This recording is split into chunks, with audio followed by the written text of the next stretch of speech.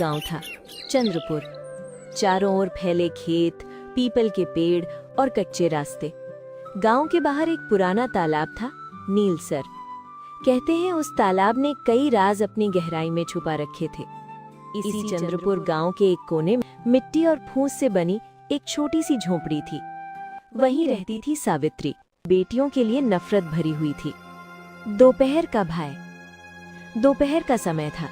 झोंपड़ी के भीतर सावित्री दर्द से कराह रही थी। उसका शरीर पसीने से भीगा था। ये उसका 9वां महीना था। अचानक हरदेव झोंपड़ी में घुसा। उसकी आंखें लाल थीं। सावित्री, अगर इस बार लड़की पैदा हुई तो याद रख, मैं तुझे और उस बच्ची को जिंदा नहीं छोड़ूंगा। सावित्री डर से कांप उठी। ऐसा मत कहिए, ये हमारी पहली संतान है। भगवान जो देगा वही हमारी किस्मत है। हरदेव को ये सुनकर और गुस्सा आ गया।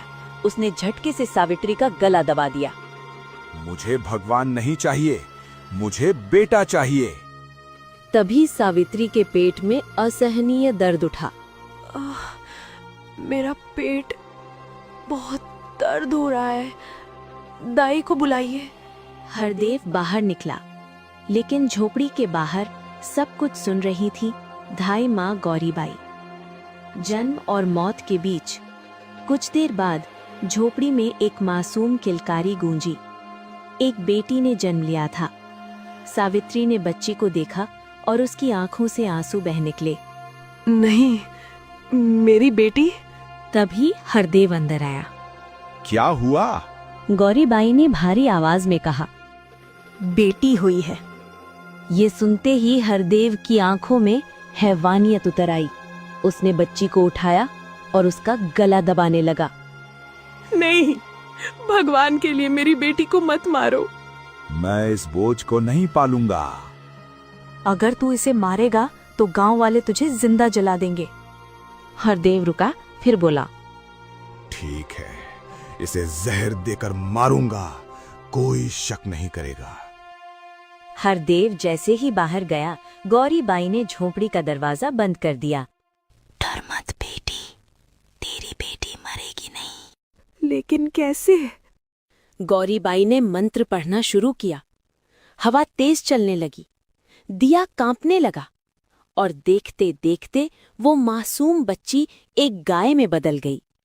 सावित्री जमीन पर बैठ गई। आपने मेरी बेटी को गाय बना दिया। हाँ, अब ये गाय के रूप में जिएगी।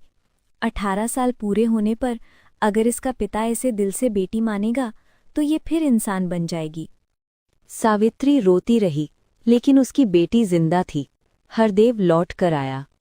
बच्ची कहाँ है? मैं उसे तालाब के पास छोड़ आई। मैं आपकी आंखों के सामने अपनी बेटी को मरते नहीं देख सकती थी। हरदेव संतुष्ट हो गया। तभी उसकी नजर झोपड़ी के बाहर खड़ी गाय पर पड़ी। ये गाय कहाँ से आई? रास्ते में तड़पती मिली, सोच लिया इसे घर ले आऊं, कम से कम दूध से घर चलेगा।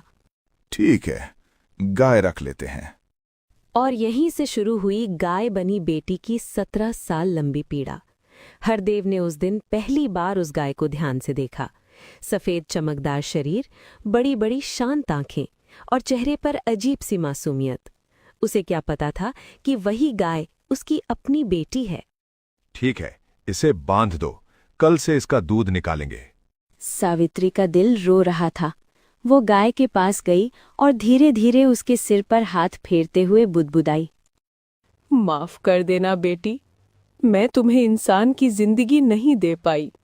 गाय बनी बेटी ने मानो माँ की बात समझ ली। उसकी आंखों से आंसू टपक पड़े, लेकिन कोई ये समझ नहीं पाया कि एक गाय भी रो सकती है। अगले दिन हरदेव ने गाय का दूध निकाला। एक बाल्टी, फिर दूसरी, फिर तीसरी, लेकिन दूध कम होने का नाम ही नहीं ले रहा था। अरे, इतना दूध? मैंने जिंदगी में ऐसी गाय नहीं देखी। दिन बीतते गए। गाय जितना दूध देती उतना ही और बढ़ता जाता। हरदेव का लालच जाग उठा। अब तो मजा आ गया, ये गाय मेरी किस्मत बदल देगी। सावित्री हर रोज गाय को चुपचाप रोटियां खिलाती, उसके कान में धीरे से कहती, बस कुछ साल और बेटी, तेरा वक्त आएगा। गाय को घर में आए पूरे 17 साल हो चुके थे। हरदेव अब गांव का सबसे अमीर आदमी बन गया था। उसकी गाय के दूध की चर्चा दूर दूर तक फैल गई। गांव वाले कहते, ऐसी गाय पूरे इलाके में नहीं है। ये कोई साधारण गाय नहीं, चमत्कारी है। लेकिन हरदेव को फर्क नहीं पड़ता था। वो रोज गाय से दूध निकालता और सिर्फ मुनाफा गिनता। एक दिन वो हंसते हुए बोला, मैंने 17 साल इसका दूध निकाला, अब इसे बेचकर जमीन लूंगा। ये सुनते ही सावित्री के पैरों तले जमीन खिसक गई। नहीं, इसे मत बेचिए, ये हमारी औलाद जैसी है। पागल हो गई हो क्या?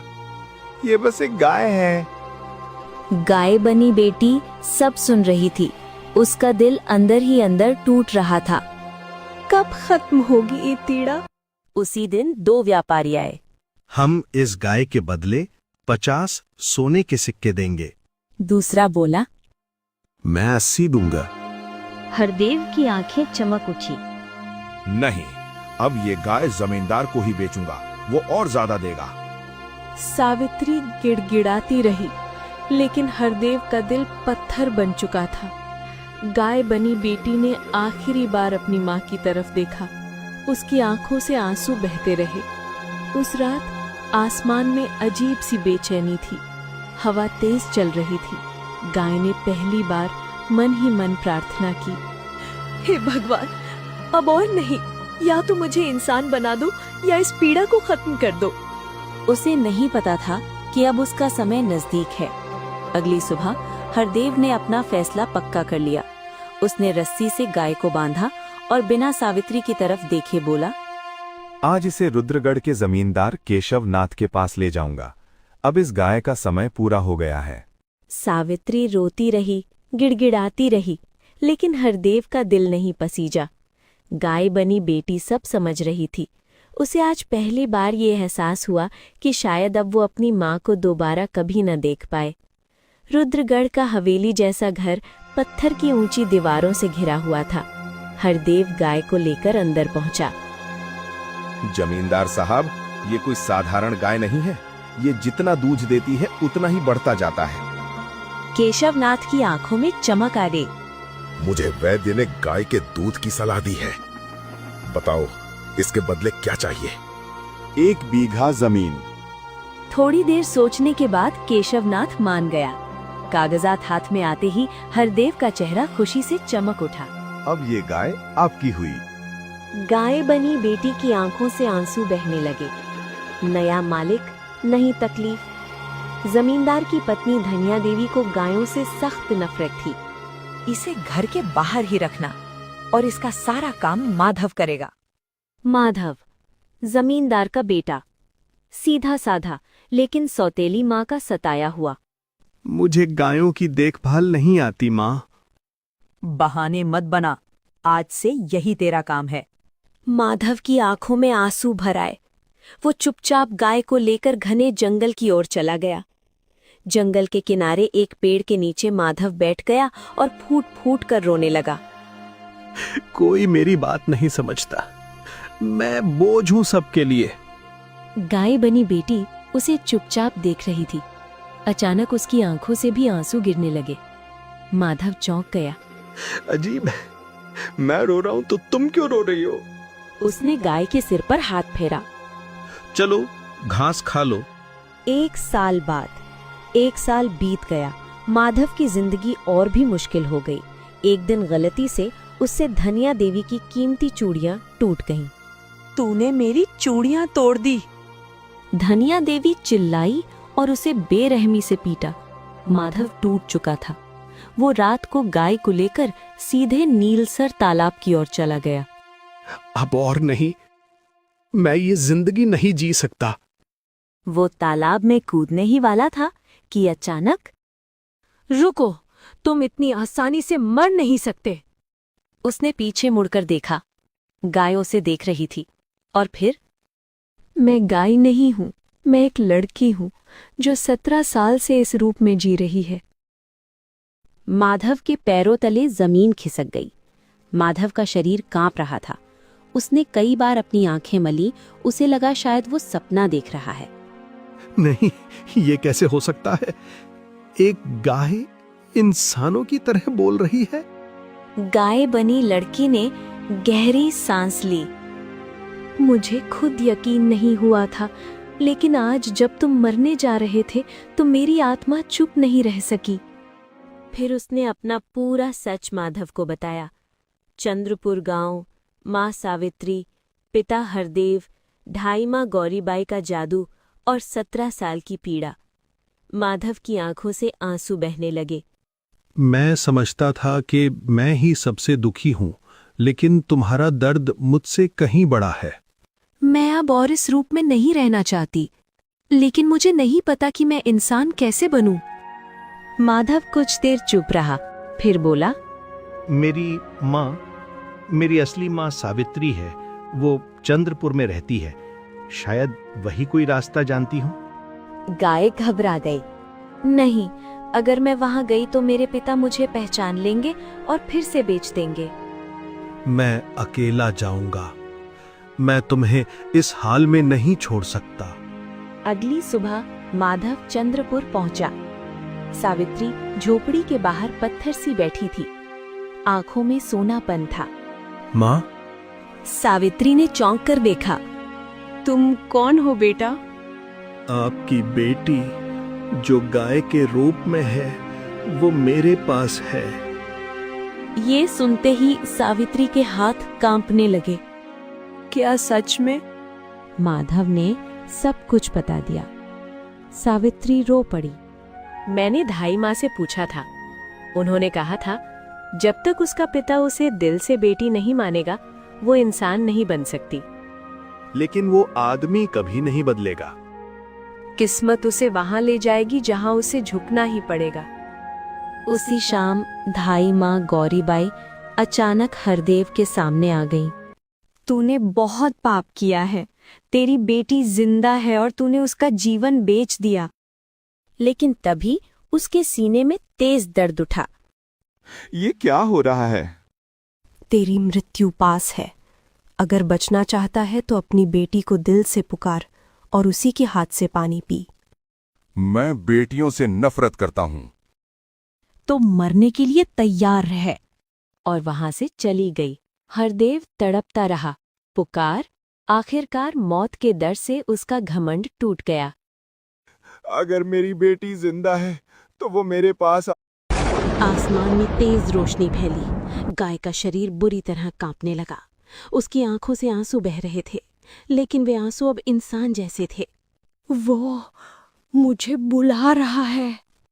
माधव पास खड़ा सब देख रहा था। उसका दिल तेज तेज धड़क रहा था। क्या तुम जाना चाहती हो? मैं नहीं चाहती, लेकिन अगर मैं नहीं गई तो शायद ये सब कभी खत्म नहीं होगा। आसमान में फिर वही तेज रोशनी चमकी। तालाब का पानी हल्का हल्का उबलने लगा। अचानक गाय का शरीर प्रकाश में घिर गया। माधव की आंखों के सामने वो दृश्य बदलने लगा। धीरे धीरे गाय का रूप पिघलने लगा और उसके भीतर से एक युवती का आधा सा रूप उभर आया, लेकिन वो पूरी इंसान नहीं बन पाई। ढाई माँ की आवाज गूंजी, अभी नहीं, अभी स्वीकार से टूट रही थी। पानी, कोई मुझे पानी दे दो। तभी वो लड़की, आधी इंसान आधी गाय, धीरे धीरे उसके सामने पहुंची। हरदेव ने उसे देखा और पहली बार उसकी आंखों में डर नहीं, पश्चाताप था। क्या तू मेरी बेटी है? लड़की की आंखों से आंसू गिर पड़े। हाँ बाबू, मैं वही हूँ जिसे आपने बोझ समझकर बेच दिया था। हरदेव रो पड़ा। उसका घमंड टूट चुका था। मुझे माफ कर दे। मैंने तुझे बेटी नहीं माना, इंसान नहीं समझा। मैंने पाप किया है। उसने कांपते हाथों से लड़की के हाथ से पानी पिया। जैसे ही हरदेव के होठों से पानी लगा, तेज गर्जना हुई। आसमान से रोशनी गिरी। ढाई माँ प्रकट हुई। आज पिता ने बेटी को दिल से स्वीकार किया है। तेज हवा चली। धरती कांपी। लड़की के शरीर से गाय का रूप धीरे धीरे अलग होने लगा। माधव दूर खड़ा रोते हुए सब देख रहा था। कुछ ही पलों में वहां एक पूरी इंसान लड़की खड़ी थी, नंगे पांव, आंखों में आंसू, लेकिन चेहरे पर सुकून। हरदेव ने अंतिम सांस ली। उसकी आंखों में अब डर नहीं था। लड़की ने पीछे मुड़कर माधव को देखा। मैं आजाद हूं, माधव ने कांपती मुस्कान के साथ कहा। और अब तुम जिंदा भी हो। सूरज उग रहा था। 17 साल की पीड़ा अंततः समाप्त हो चुकी थी, लेकिन ये अंत नहीं था, ये एक नए जीवन की शुरुआत थी। सूरज पूरी तरह निकल चुका था। नीलसर तालाब के पास अब सब कुछ शांत था, लेकिन लड़की के भीतर तूफान अभी बाकी था। वो अपने हाथों को देख रही थी। ये हाथ जो कभी खुर थे, आज इंसानी उंगलियों में बदल चुके थे। मैं अब क्या हूँ? तुम इंसान हो, लेकिन मुझे लगता है कि इंसान बनना सबसे कठिन होता है। 17 साल लोगों ने मुझे मारा, भूखा रखा, खरीदा, बेचा। अब अगर वे जान गए कि मैं वही गाय थी, तो क्या वे मुझे जीने देंगे? माधव चुप रहा। वो सच्चाई जानता था। गांव की नजर। जब वे चंद्रपुर लौटे तो गांव में हलचल मच गई। माधव चुप रहा। कहाँ से आई? इसके कपड़े देखो। सावित्री उन्हें देखकर दौड़ी आई। उसकी आंखें अपनी बेटी पर टिक गईं। मेरी बच्ची। जरूर इसी ने कुछ किया होगा। कहीं ये डायन तो नहीं? लड़की कांपने लगी। माँ, मैं फिर बोझ बन जाऊंगी। तभी माधव आगे आया। उसकी आवाज पहली बार इतनी ऊंची थी। ये लड़की कोई डायन नहीं, ये उसी समाज की शिकार है जिसे बेटियां बोझ लगती हैं। लोग चुप हो गए। अगर आज भी इसे अपनाया नहीं गया तो याद रखना, कल तुम्हारे घर की बेटी इसी डर में जिएगी। सावित्री ने माधव की ओर देखा। बेटा, तू कौन है? एक ऐसा आदमी जो मरते मरते बचा और जिसने पहली बार किसी को इंसान बनते देखा। 2.5 माह की आवाज हवा में गूंजी। जिसका नाम नहीं, उसकी पहचान नहीं। सावित्री ने बेटी का हाथ पकड़ा। आज से तेरा नाम गौरी है, क्योंकि तूने अंधेरे में भी उजाला चुना। गौरी की आंखों से आंसू बहने लगे। ये आंसू दर्द के नहीं थे, पहचान के थे। रात को गौरी ने माधव से कहा, अगर तुम ना होते तो मैं आज भी खामोश रहती। माधव हल्का सा मुस्कुराया। और अगर तुम न होती तो मैं आज भी जिंदा होकर भी मरा हुआ होता। आसमान में तारे चमक रहे थे। कहानी खत्म नहीं हुई थी। अब असली संघर्ष शुरू हुआ था। क्योंकि जादू से इंसान बनना आसान है, लेकिन समाज के सामने इंसान बनकर जीना सबसे बड़ी परीक्षा होती है। चंद्रपुर में गौरी को इंसान बने अभी ज्यादा दिन नहीं हुए थे, लेकिन गांव की निगाहें अब भी उसे परख रही थी। कभी रास्ते में कोई पीछे से कह देता, यही है वो लड़के। कभी कोई पानी का लोटा अलग रख देता। गौरी समझ जाती, उसका शरीर तो बदल गया है, पर लोगों की सोच अब भी वही है। एक दिन गांव के चौपाल पर पंचायत बैठी। सरपंच बोला, ये लड़की अचानक कहाँ से आई? हरदेव की मौत इसी के बाद हुई। हमें सच जानना होगा। गौरी के हाथ कांपने लगे। सावित्री आगे बढ़ी, लेकिन माधव ने उसे रोक दिया। माधव बोला, आज गौरी खुद बोलेगी। सभी की निगाहें उस पर टिक गईं। गौरी की आवाज। गौरी ने धीरे से सिर उठाया। उसकी आवाज पहले कांप रही थी, फिर स्थिर हो गई। मैं 17 साल इस गांव में एक गाय की तरह जिया। मारा गया, बेचा गया और बोझ समझा गया। लोगों में खुसर फुसर हुई।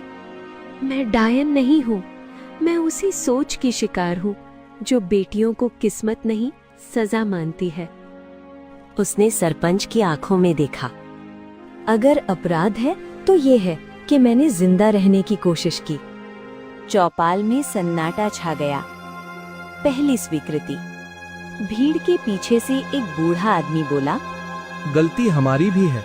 हमने कभी पूछा नहीं कि गाय की आंखों में इतना डर क्यों होता है। धीरे धीरे कुछ और आवाजें उठी। हमें माफ करना बेटी। गौरी की आंखें भर आईं। ये पूरी जीत नहीं थी, लेकिन पहली दरार थी पत्थर बनी सोच में। गौरी का संकल्प। उस शाम गौरी तालाब के किनारे बैठी थी। मैं यहाँ सिर्फ जीना नहीं चाहती, मैं कुछ बदलना चाहती हूँ। माधव ने उसकी ओर देखा। मैं उन लड़कियों के लिए बोलूंगी जो आज भी चुप हैं, डरी हुई हैं। सावित्री पास आकर बोली, बेटी, तू अकेली नहीं है। अगली सुबह गौरी ने गांव की छोटी लड़कियों को पढ़ाना शुरू किया, खुली हवा में, बरगद के नीचे। कुछ लोग अब भी देखते थे, कुछ हंसते थे, लेकिन अब डर गौरी की आंखों में नहीं था। माधव दूर से देख रहा था। उसने मन ही मन कहा, जो गाय कभी अपनी आवाज नहीं रख सकती थी, आज पूरा गांव सुन रहा है। क्योंकि जब एक लड़की अपनी कहानी खुद कहती है तो वो किस्मत नहीं, इतिहास बदलती है। बरगद के नीचे अब रोज हलचल रहने लगी थी। जहां कभी सिर्फ पंचायत बैठती थी, अब बच्चियों की हंसी गूंजती थी। गौरी उन्हें अक्षर नहीं, हिम्मत सिखा रही थी। डर सिर्फ तब तक बड़ा होता है जब तक हम चुप रहते हैं, वो कहा करती। कुछ लोगों को ये पसंद नहीं आया। एक दोपहर सरपंच और कुछ बड़े आदमी गौरी के पास आए। ये सब बंद करो। लड़कियों को ज्यादा पढ़ाओगी तो वे सवाल करने लगेंगी। सवाल करना अपराध नहीं, अपराध है सच से डरना। भीड़ जमा हो गई। माधव आगे आया, लेकिन गौरी ने उसका हाथ थाम लिया। आज मुझे बोलने दो। गौरी ने सबके सामने अपनी कहानी फिर से सुनाई। मेरे पिता की मौत मेरी वजह से नहीं हुई, वो अपनी नफरत का अंजाम थी। भीड़ खामोश थी। तभी धाई माँ की आवाज फिर गूंजी, जिस गांव में बेटी को न्याय मिलता है, वहीं ईश्वर बसता है। लोग डर गए, लेकिन ये डर अब बदल रहा था सम्मान में। पंचायत बैठी। सरपंच ने भारी मन से कहा, गौरी आज से इस गांव की बेटी है। जिसने भी किसी लड़की पर हाथ उठाया या उसे बोझ कहा, वो पंचायत के सामने जवाब देगा। ये पहली बार था जब नियम बेटियों के लिए बना। सावित्री रो पड़ी। ये आंसू हार के नहीं थे। उस रात गौरी और माधव तालाब के किनारे बैठे थे। तुम्हें डर नहीं लगता? डर तो लगता है, लेकिन अब अकेले नहीं लगते। कुछ पल की चुप्पी के बाद माधव बोला, मैंने कभी भविष्य के बारे में नहीं सोचा था। गौरी ने उसकी ओर देखा। मैंने भी नहीं, क्योंकि मुझे जिंदा रहने का ही हक नहीं मिला था। दोनों हंसे, हल्की सच्ची हंसी। समय बीतने लगा। लड़कियां स्कूल जाने लगीं। गायें अब सिर्फ जानवर नहीं रहीं, उन्हें भी दया से देखा जाने लगा। गांव बदल रहा था, धीरे धीरे। माधव जानता था, ये सब किसी जादू से नहीं, एक लड़की की हिम्मत से हुआ है। और कहीं दूर धाय माँ मुस्कुरा रही थी, क्योंकि असली चमत्कार रूप बदलना नहीं, सोच बदलना होता है।